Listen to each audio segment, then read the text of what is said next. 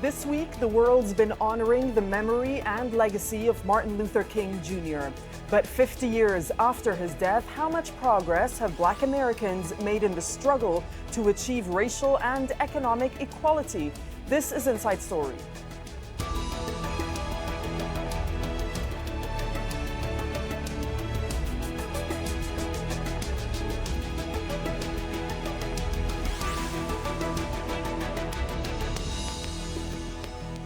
Hello and welcome to the program. I'm Dareen AbuGhaida. 50 years ago, Dr. Martin Luther King Jr.'s dream of living in a society where people are judged by the content of their character rather than the color of their skin was shattered by an assassin's bullet on the balcony of the Lorraine Motel in Memphis, Tennessee on April the 4th.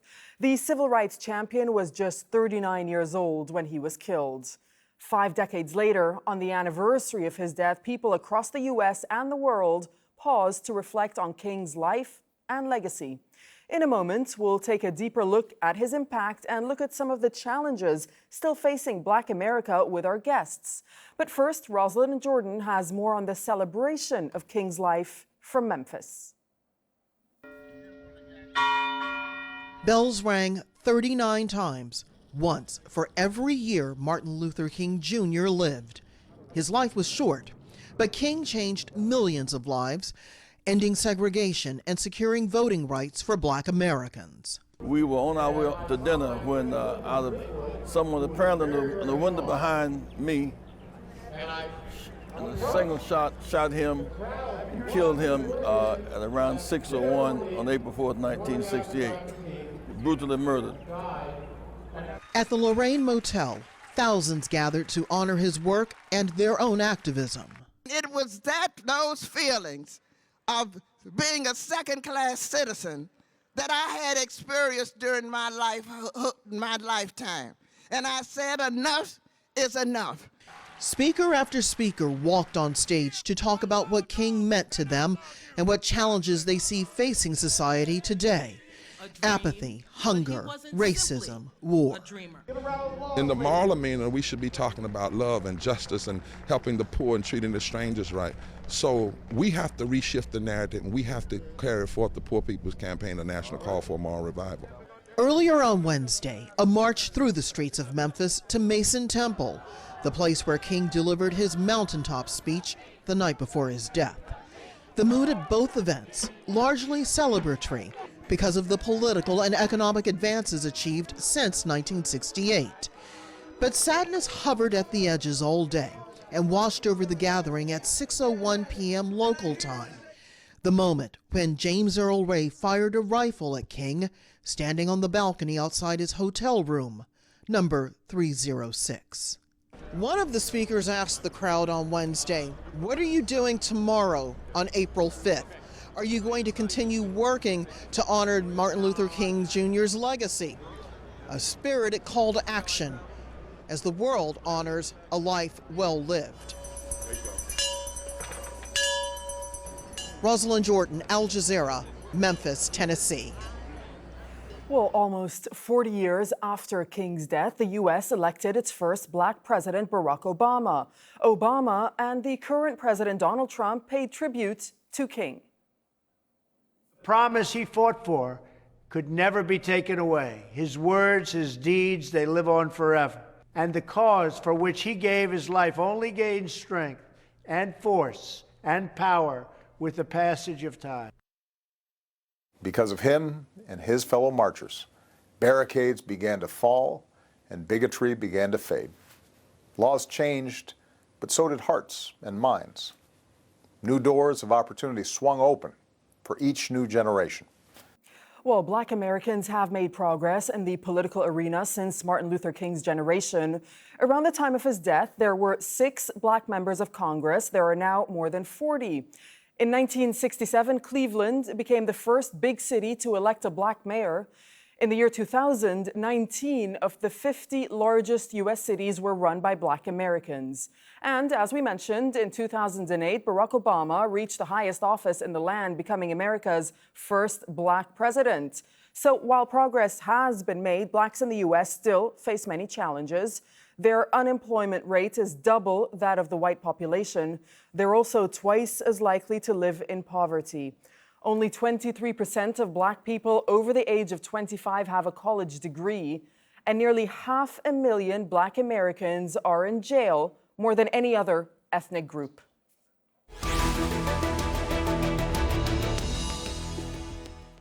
Let's now bring in our panel. From Memphis, Tennessee, we have with us Reverend Bernard Lafayette. He's a lifelong civil rights activist who was appointed by Martin Luther King Jr. to direct the Alabama voter registration project in 1962. In New York, Vincent Warren is the executive director of the Center for Constitutional Rights. Also in Memphis, joining us is Tammy Sawyer. She's a social justice activist and the director of diversity and cultural competence at Teach for America. Welcome to you all. Thanks for joining us on Inside Story. Bernard Lafayette, if I may start with you, you're a longtime civil rights activist. You worked with, you knew Dr. King himself. 50 years later, what do you think Dr. King would think of the state of Black Americans today? Well, one of the things we will have to always do is appreciate the progress that has been made already. But as we look at history, we also must be aware of the fact that the history repeats itself. So the kind of ugliness that we are seeing in the area of racism today is a repeat of what we saw over 50 years ago. And the fact that we were able to change that face means that it's possible to continue to make change. We are also at the end of the second Reconstruction. There was a period before the 60s when we had Black people elected to congressional seats, and they were also on a state level. The lieutenant governor of Louisiana was Black. So we have had that experience before. And so what we're looking at now is being able to resurface many of those things that were not taken care of in the 60s. We changed laws, but we also changed the hearts of people. When we look at the laws that were changed, the majority of the people in the Congress that voted for the Civil Rights Bill were not Black. Yet you're joining us from Memphis, Bernard Lafayette. The Voters' Rights Bill also, the Civil Rights Bill, the Voters' Rights Bill was voted in to law, and the majority were white.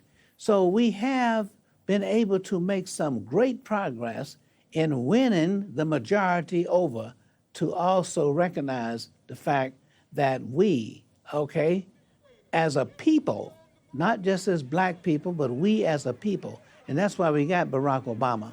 Okay, well, let me ask you specifically about Memphis, where you're speaking to us from. That is where Dr. King was shot and killed. He came to Memphis to support sanitation workers who were fighting for better pay and working conditions. Yet, when you look at the statistics today of Memphis, most senior level jobs are still held by white people in what is a majority Black city. So if he were to see the situation today, what do you think he would say? Well, it would say that we've got to be more conscious and aware in exercising our rights. It's one thing to have your right to vote, but it's another thing to exercise that right. And when people think that everything is all right, then they're not prone to try to correct them. So therefore, this awareness is very important. And the kind of thing that you're talking about is important for people to be aware of these things. Once they become aware, then people begin to mobilize and take action to correct those things, like we did in Alabama, for example, when a large number of women came out and voted. Tammy Sawyer, you're also speaking to us from Memphis. You're running for office. You're hoping to bring some sort of change. Is there anything of Dr. King, from Dr. King, that inspired you to do so? Absolutely. You know, Dr. King said that it is our responsibility to bring about a radical redistribution of economic and political power. And I think that's not only what motivates me, but it also motivates so many young leaders across the country right now. We're seeing a resurgence of Black progressive leadership, Black grassroots activism, and it is really taking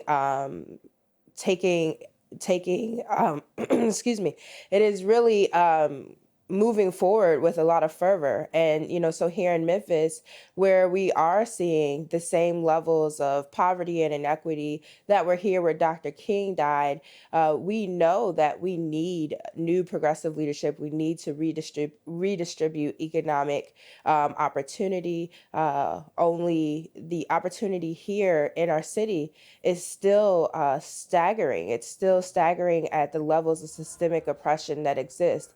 And so that's what inspires me to run, is because I think it's a shame that 50 years after Dr. King was killed, we're still fighting the same fight and people are still living under the same oppression. Yet you're not happy, Tammy Sawyer, with how Memphis has commemorated the sanitation march or the 50th anniversary of Dr. King's death. Why is that?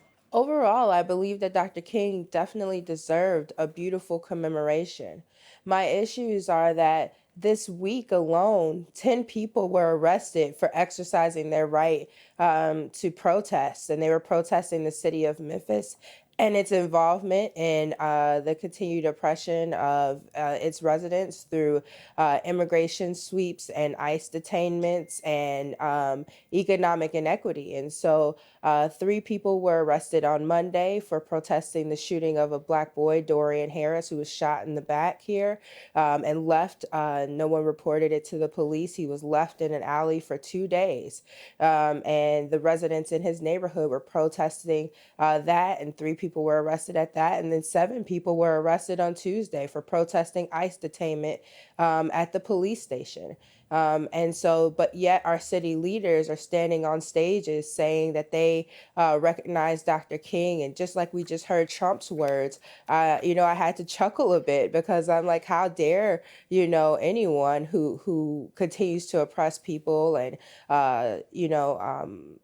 lock up protesters and call them rabble rousers, then use the words of Dr. King and say that we've come so far when we're still using the same tactics of arresting and silencing challenges to the system. All right, so we're going to look at the issue of shootings in just a moment. But first, Vincent Warren, over to you, because I saw you nodding along with Tammy Sawyer as she was talking about Trumps. I mean, one of the things that has come out into the spotlight really since Trump became president is white people expressing racist attitudes much more openly. Yet, as we saw, Trump did pay tribute to Dr. King. So how would you describe the impact the Trump presidency has had on the lives of some Black Americans?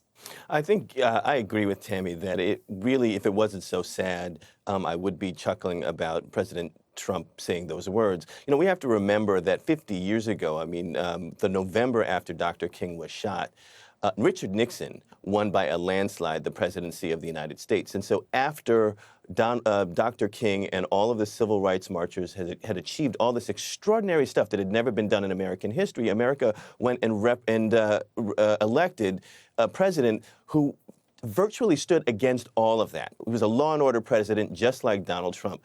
And that whole question of the silent majority back in 1968 that Nixon won on is something that's happening today. And I do think that there is dog whistle politics. I think, for some of the folks that are standing up there talking about how amazing Donald...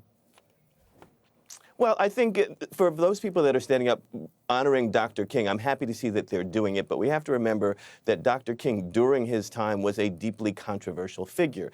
When we were talking about popularity polls, his popularity was very low among white people. And I think one of the pieces of progress that we made is now people do revere him and understand what's happening. And that's the same thing that has to happen with the protesting and with the activism that's happening right now. When Donald Trump talks about violent protesters, when the FBI actually has a race paper. It's called a race paper.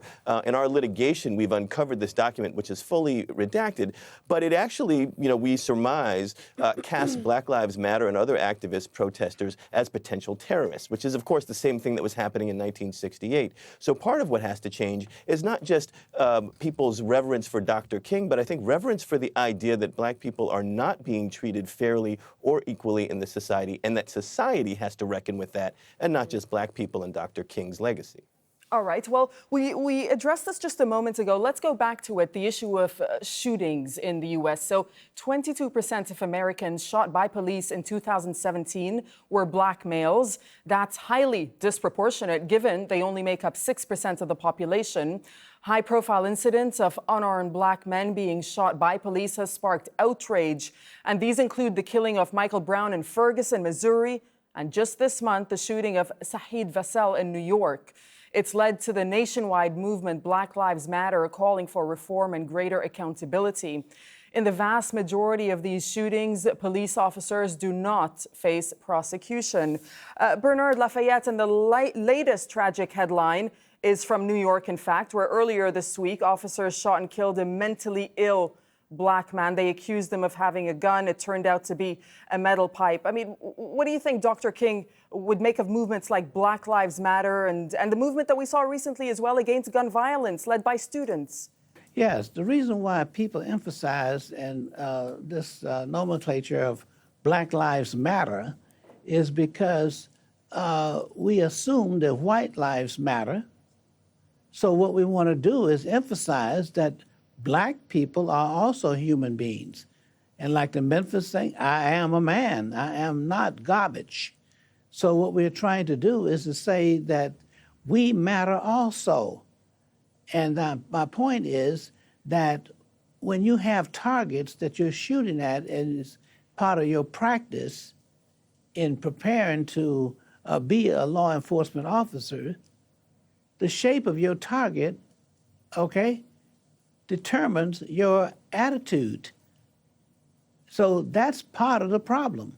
The other thing is that we have a justification, that is, our laws justify police officers using their weapons to kill people if they themselves feel the fear and anticipate the possibility of being killed. They are supposed to shoot first. They're trained to do that. Now, what we've got to do is give policemen other resources to draw from in terms of escalation of violence. They assume that they are protecting, okay, themselves, and they assume they're protecting the community, when in fact, the community that they're supposed to be protecting are the ones they're destroying. That is a lack of training and a lack of attitude. And then also the legal process. We have got to have some consequences. Right. That's the thing that makes the change, the consequences. Tammy Sawyer, you're nodding along with Bernard. This conversation of police brutality just seems to come up way too many times in the United States and, in fact, on a global scale as well. So Dr. King believed in institutional racism, that is the ultimate problem. Do you think that is what is at the heart of the issue in here, and how do you change that? Absolutely. Whether it's institutional racism or systemic oppression, we are talking about ingrained bias in our policy and in the decision making of people of power. And so what Dr. Lafayette is referring to here is that police are operating with a cultural bias, an implicit bias that they don't even realize most times that they have. And so when they make decisions in the split moment, they're making decisions with this ingrained belief that Black people are violent. So you see, instead of a pipe or instead of a Arizona iced tea, you see a gun because you see a Black man and you think he's dangerous. And so the training that I think Dr. Lafayette is referring to, culturally competent training, has been called for across the country, and police departments continue to reject that call. And there are some who are pioneering how that looks. And I think that really there has to be a redesign of training of police officers from day one. There should be testing for bias. There should be training for how to understand how to be intersectional, community-oriented policing. The gun violence by police on Black communities, and not even just the gun violence, but the physical and mental trauma between the relationship between police and the Black community really has to cease for us to have any progress. Vincent Warren, on the issue of economic inequality, which is very prevalent according to all the latest statistics and reports and numbers that we see, what has to change there? Well, I think it's important to also put this in historical perspective. So we're speaking now 50 years from the point when Dr. King was killed. 50 years before he was killed, it was in 1918, and this was the height of Ku Klux Klan and vigilante justice in America. And 50 years before that, African Americans, just for the first time, had been freed, but no African American, virtually no African American, certainly in the South, had not known generations of slavery. So at some level, we are fighting the same battles that we've been fighting before, and it's not because we're failing now. It's just because of the prevalence of both the discrimination and I think the dehumanization of African Americans. So when African Americans now are talking about economic equality, of course, we're talking about equality of opportunity. And when we're talking about equality of opportunity, that means a number of things: giving us access to the educational resources, the financial resources, the ability to apply fairly for jobs, the ability to keep jobs without discrimination. And it's actually very hard, I think, in a society that has really been built on the subjugation of African American people, and society is now reckoning with that problem, to get short-term gains in economic advancement when we're really dealing with such a hard problem. Having said that, a number of African American people, men, women, have really moved into the middle class and have found ways to buck that system. But here's the thing. If there are studies that show that for African American people, that whatever wealth that they can accumulate, which is not very much, tends to flow, doesn't flow down to the next generation. It flows laterally and up to previous generations. And so African Americans tend to be supporting family members in their generation and even older family members. And it's not unique to African American. This is true of poorer people in general. Right. But the ability to pass wealth down to subsequent generations, which is really the key to moving forward in economic equality, is virtually impossible to do. And a large part of that still has to do, frankly, with racism. All right, we're just coming to the end of the show, but I'd like to get an answer from all three of you on this question. Briefly, if I can ask you to do that. So what can civil rights advocates today do to carry forward Dr. King's legacy 50 years after his death? Bernard? Two things that call for immediately to use what Martin Luther King gave to us. The first thing, the last conversation I had with Martin Luther King on April 4th, that morning before the assassination, I was going to Washington, D.C. to have a press conference for Martin Luther King because he couldn't go. He had to stay in Memphis to do the march over again because of the violence. So he sent me, and the whole purpose was to open the campaign office for the Poor People's Campaign in Washington, D.C. Now, so therefore, what Martin Luther King wanted to do is continue to press forward with direct action. So he wanted to put a face on poverty to the people who were making decisions about the poor. And that was Congress itself. So we set up hearings there in Washington, D.C., so that the poor people would not just be statistics, but rather than statistics, there would be a face, a human being. Okay. The next thing we've got to do is use the power that we already have. And that is what I would like to see in this country is a youth legislature in every state where you have a meeting of young people from ages 12 to 17, and they would elect their officials, okay? And they would pass bills among themselves. And remember, every day we got hundreds and thousands of young people turning 18, which means they're qualified to vote. But they would have had the practice already. All right, for the sake of time, I'll just have to cross over to Vincent. In 10 seconds or less, Vincent, what needs to be done to carry Dr. King's legacy forward? Dr. King's and the civil rights movement was really about disturbing the comfortable and comforting the disturbed. And that's exactly what these activists need to do now. They need to make sure that the people that are comfortable with their lives now are recognizing how it's not the same for African American people, and at the same time not throwing African American people under the bus with all of the rhetoric around criminality and that sort of thing. And Tammy Sawyer, last word goes to you. Absolutely. redistribution of economic and political power, spend your money with Black businesses, support Black banks, run for office, and vote. All right. Thank you very much to my guests for joining us, Reverend Bernard Lafayette, Vincent Warren, and Tammy Sawyer. Very good to get your thoughts with us here at Al Jazeera on Inside Story. And thank you for watching. You can see the program again anytime by visiting our website, aljazeera.com.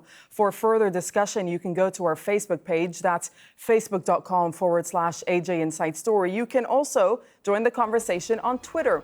Our handle is @AJ Inside Story. From myself and the whole team here in Doha, thanks for watching and goodbye for now.